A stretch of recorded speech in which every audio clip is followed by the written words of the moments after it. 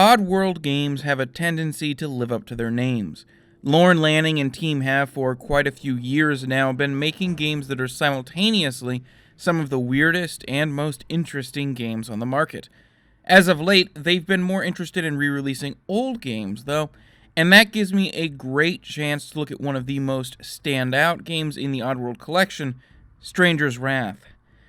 Now, most of the Oddworld games are platformers of some sort, usually side-scrolling, though there are some exceptions, and you could probably call Stranger's Wrath one as well. It does have a lot of platforming elements, but the focus of Stranger's Wrath is shooting things, and it does feel a little bit different than most other Oddworld games in other ways, adopting a sort of Wild West aesthetic with all the stuff that comes along with.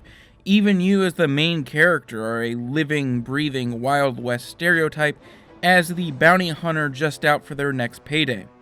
Of course, it would not do to have an Oddworld game where you just have the players shooting bullets at their enemies, so instead you shoot tiny little critters at them, each of which has their own special traits. You can shoot chipmunks at locations in order to lure enemies away from groups, you can shoot spiders at them to wrap them up in webs, you can even shoot little electric bugs at them to knock them down. The list goes on, and while the critters definitely add a lot of that very distinctive Oddworld flavor to the game, they also make it far more interesting strategically.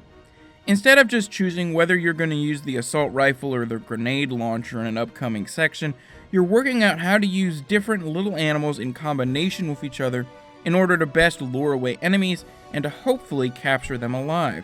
Because, just like the bounty posters you've seen in just about every single Wild West movie, these people are worth way more alive than they are dead. But catching them alive is much more challenging. All of these sort of strategic first-person shooting segments of Stranger's Wrath are still very interesting today, and in fact are still quite unique as well. But the game's traversal mechanics have aged far more poorly.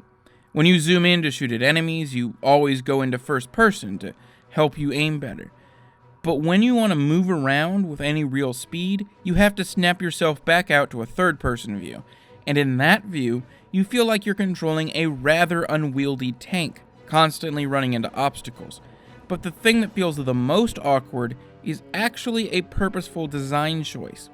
Instead of there being a run button, you have to move in a single direction for a little while and let the run speed ramp up before your character gets down on all fours and really starts booking it.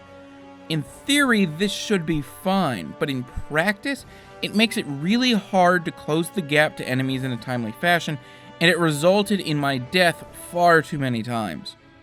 But the problems with the game's movement end up being relatively minor, because the real heart of this game, and the way you'll play the vast majority of it, is in the first-person mode, firing explosive bats into groups of enemies, wrapping them up in spider webs, and getting them money for their bounties so you can upgrade yourself and eventually reach the game's end goal.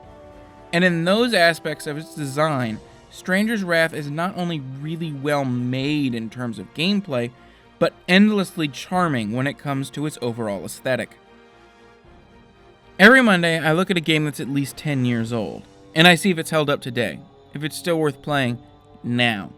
If you like that idea, be sure to subscribe so you can see the latest videos. If you like this video in particular, be sure to hit that like button, and thanks for watching.